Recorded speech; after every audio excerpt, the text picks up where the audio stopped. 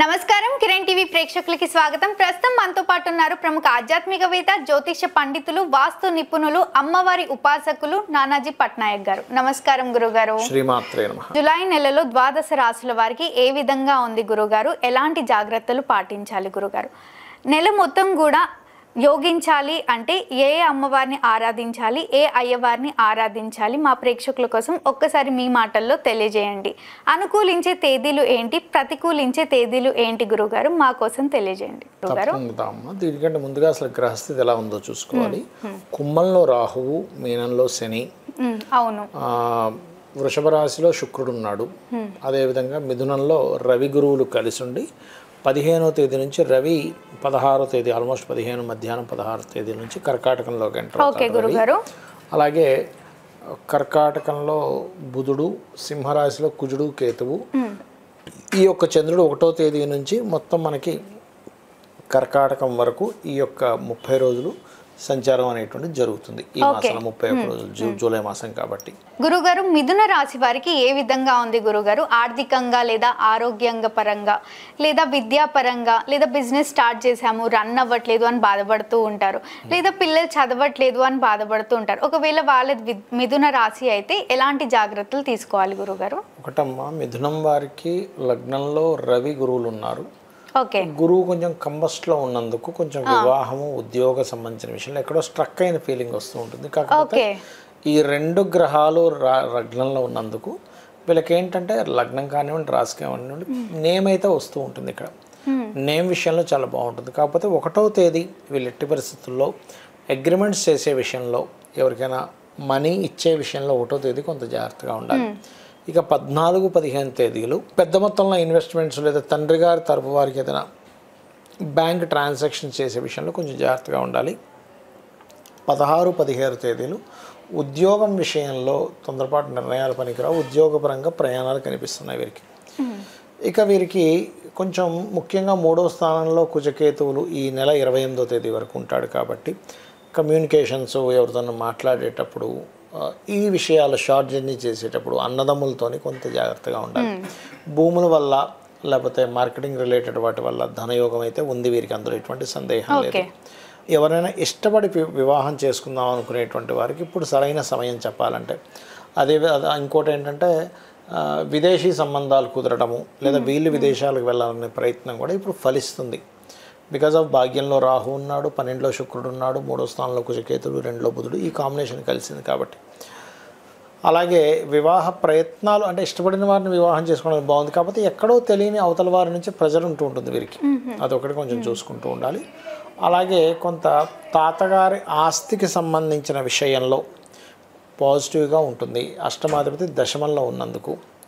కాకపోతే కొద్దిగా ఈ తండ్రి గారికి వారి సిబ్లింగ్స్తో చిన్న మిస్అండర్స్టాండింగ్స్, కొంచెం వీరికి కూడా సిబ్లింగ్స్తో మిస్అండర్స్టాండింగ్స్ అనేవి కలుగుతాయి. ఆ విషయంలో కొద్దిగా జాగ్రత్తగా ఉండాలి. ఏదైనా ఒక సంతకం పెట్టేటప్పుడు, అగ్రిమెంట్స్ చేసేటప్పుడు ఒక్కసారి స్కందుణ్ణి, గణపతిని తలుచుకొని చేయడం అనేటువంటిది చాలా మంచి ఫలితాలు ఇస్తుంది. బట్ ఏదేమైనప్పటికీ కూడా గతంలో ఏమైనా వివాహ జీవితంలో డిస్టర్బెన్సెస్ ఉన్నా అవి కొంచెం క్లియర్ అవ్వడానికి 12వ స్థానంలో శుక్రుడు ఉన్నాడు కాబట్టి ఆ యొక్క విషయంలో బాగుంటుందని చెప్పుకోవాలి. ఈ సమయంలో ఏదైనా సంబంధాలు వెతికేటప్పుడు కొంచెం డాక్టర్స్, మెడికల్ రంగాల్లో ఉండేటువంటి వారు, లేకపోతే గవర్నమెంట్ జాబ్ చేసేవాళ్ళు, రాజకీయ నాయకులు, కొంచెం పేరు ప్రఖ్యాతులు ఉండేటువంటి వాళ్ళే సంబంధాలు వస్తూ ఉంటాయి. కాకపోతే ఎంతైనా ఈ లగ్నానికి ఇద్దరు పాపులు కాబట్టి సంబంధము రావడం జరుగుతుంది. ఆ విషయంలో కొంత స్ట్రెస్ కూడా ఉంటుంది. వీరు ఎక్కువగా లలితా సహస్రనామాల యొక్క శ్రవణము లేదా దక్షిణామూర్తి యొక్క ఆరాధన చేసుకున్నట్లయితే అన్ని విధాలు బాగుంటుంది. తప్పకుండా గురుగారు, జాతకం తెలియనప్పుడు లేదా రాసులు తెలియనప్పుడు ఇవే చూసుకోవాలా, లేదా పర్సనల్ చార్ట్ ఏమైనా చూసుకోమంటారా? ఒకటమ్మా, పర్సనల్ చార్ట్ చూసుకోవడం అంటే వాళ్ళకి డేట్ ఆఫ్ బర్త్ ఉండాలి. అవును.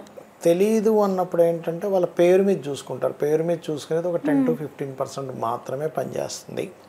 ఈ గోచారం అనేటువంటిది మాత్రం, గోచారం కూడా 10 to 15%. పర్సనల్ చార్ట్ ఎక్కువగా పనిచేస్తుంది ఎప్పుడు కూడా. అంటే మీరు పుట్టినప్పుడు ఉన్నటువంటి సమయం, ఏ సమయంలో పుట్టారు, అప్పుడు ఏ లగ్నం గడుస్తుంది, ఏ నక్షత్రంలో పుట్టారు, దాన్ని బట్టి ఏ మహాదశతో మీ లైఫ్ ప్రారంభమైంది, నవగ్రహాల్లో కూడా ఏ ఏ గ్రహం ఎక్కడ ఎలా ఉంది. ఇప్పుడు ఉదాహరణకి వాళ్ళు ఎదగలేకపోతున్నారు, లగ్నం బలహీనంగా ఉంది, లగ్నాన్ని ఎలా దాన్ని స్ట్రెంగ్తన్ చేసుకోవాలి. ఇప్పుడు ఎంత ప్రయత్నించినా ధనపరంగా ఇబ్బంది వస్తుంది. ధనాధిపతి ఎలా ఉన్నాడు, వీనస్ శుక్రుడు ఎలా ఉన్నాడు అది చూసుకోవాలి. చాలామంది చేసే మిస్టేక్ ఏంటంటే వీళ్ళకి ఒక మార్గంలో ధనం ఉంటే ఇంకో మార్గంలో ప్రయత్నం చేస్తూ ఉంటారు. అంటే ఉదాహరణకి వీళ్ళకి ఫుడ్ రిలేటెడ్ వాటి మూలంగా ధనయోగం ఉంది, వీళ్ళు వెళ్ళి హాస్పిటల్ కట్టుకుంటాడు, రాదు. అట్లా ఎందులో ఉంది మీ ధనాధిపతి, ఏ గ్రహాలతో కలిసి ఉన్నాడు? వ్యాపార యోగంలో ధనయోగం ఉందా, ఉద్యోగంలో ఉందా? ఒకవేళ ఉద్యోగం ఉంటే ఇక్కడుందా, విదేశాల్లో విదేశీ ధనయోగం ఉందా? వ్యాపార యోగంలో ఉంటే ఏ వ్యాపారంలో ధనయోగం ఉంది, సర్వీస్ ఓరియంటెడా లేకపోతే ఏదైనా ప్రోడక్ట్ రిలేటెడ్, ఇవి చెక్ చేసుకోవాలి ముఖ్యంగా.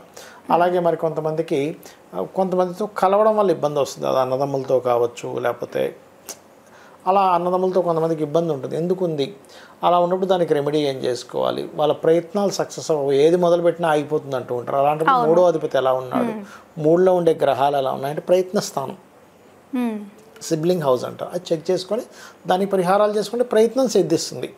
మరి కొంతమందికి ఎప్పుడు గృహం కొన్నా ఇబ్బంది వస్తూ ఉంటుంది, ఎందుకంటే చతుర్థ భావం పాడవుతుంది. చతుర్థ భావం పాడైతే ఏమవుతుందంటే వీళ్ళకి విద్యా విషయంలో ఇబ్బంది, గృహాలు కొనుక్కుంటే ఇబ్బంది, ఎప్పుడు ఏదో ఒక బ్యాడ్ నేమ్ రావడం జరుగుతూ ఉంటుంది, శీలస్థానం అంటారు. అలాంటప్పుడు చతుర్థాధిపతి మహాదశలు నడుస్తున్నాయి, ఇది ఒక్కోసారి హెల్త్ని కూడా ఇబ్బందిస్తుంటుంది, ఎందుకంటే ఇమ్యూనిటీకి వ్యయస్థానం కాబట్టి చతుర్థాధిపతికి సంబంధించిన దానం ఇవ్వడము, చతుర్థాధిపతి ఎవరో తెలుసుకుని దానికి ఆ రకంగా మెలగడం చేస్తూ ఉండాలి. ఇది తల్లితో ఉండేటువంటి రిలేషన్ కూడా చెప్తూ ఉంటుంది. వాహనాల మీద వెళ్ళేటప్పుడు 4-8 కనెక్టివిటీ వచ్చింది, వాహన ప్రమాదాలు ఆ దశలో ఏమైనా నడుస్తున్నాయా, ఆ సమయంలో కొంత జాగ్రత్తగా ఉండడం చేస్తూ ఉండాలి. ఎప్పుడు కూడా గ్రహం ఏంటంటే మనం ఏదైనా రాంగ్ స్టెప్ వేస్తున్నాం చూసుకోండి, అప్పుడే ఎఫెక్ట్ ఇస్తుంది. కానీ నేను రైట్ స్టెప్లో ఉండాలి, నేను ఎక్కడ కూడా ఇది అవ్వకూడదని జాగ్రత్తగా భగవంత ఆరాధన చేసుకుంటూ వెళ్తున్నట్లయితే అక్కడ గ్రహం కూడా ఆటోమేటిక్గా అది దాని ప్రభావం తగ్గించుకుంటుంది. అలాగే చాలామంది రైట్ టైంలో కొన్ని పనులు చేయరు. అంటే ఎలాగా అంటే వివాహం చేసుకోకూడని సమయంలో చేసుకుంటారు, వివాహానికి మంచి గోచారం ఉన్నప్పుడు చేసుకోరు. ఎప్పుడు కూడా వివాహ సమయం అనేది ప్రతి ఒక్కరికి 3 నుంచి 5 సార్లు వస్తుంది. ఏ ఇయర్లో ఏ మంత్స్లో ఎక్కువగా ఉంది చూసుకుని ఆ మంత్స్లో ఏ పార్ట్నర్తో మీరు వివాహం, అంటే ఎవరితో మీరు వివాహం చేసుకుంటే మీ మైండ్ సెట్లు కలుస్తాయి చూసుకోవాలి. ఇంకోటి ఏంటంటే వివాహ పొంతనలో కూడా 36 పాయింట్లకి 18 వచ్చేసాయని చూసుకుంటారు, అది ఓన్లీ జస్ట్ బేసిక్ వరకే.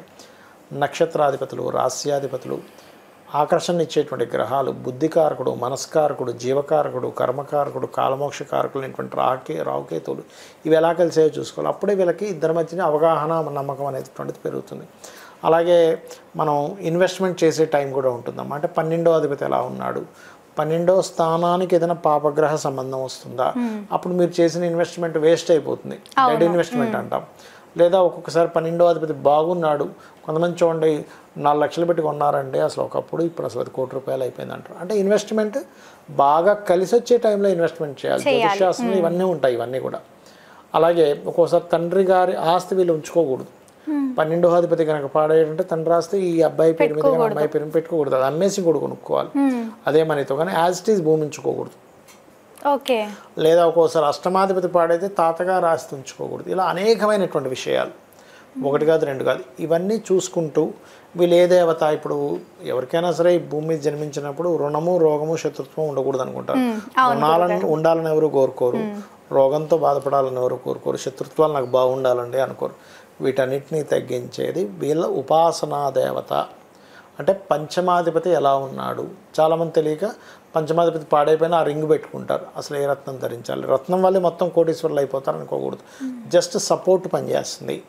ఆ రకంగా చేసుకుంటూ వెళ్ళినట్లయితే అన్ని విధాలా బాగుంటుంది వీరికి. తప్పకుండా గురుగారు, ఎన్నో రాశుల గురించి మా కోసం, మా ప్రేక్షకుల కోసం తెలియజేసినందుకు ధన్యవాదాలు. శ్రీమాత్రే నమః. చూసారు కదా, మా వీడియో మీకు నచ్చినట్టయితే లైక్ చేయండి, షేర్ చేయండి, మా ఛానల్ని సబ్స్క్రైబ్ చేసుకోండి.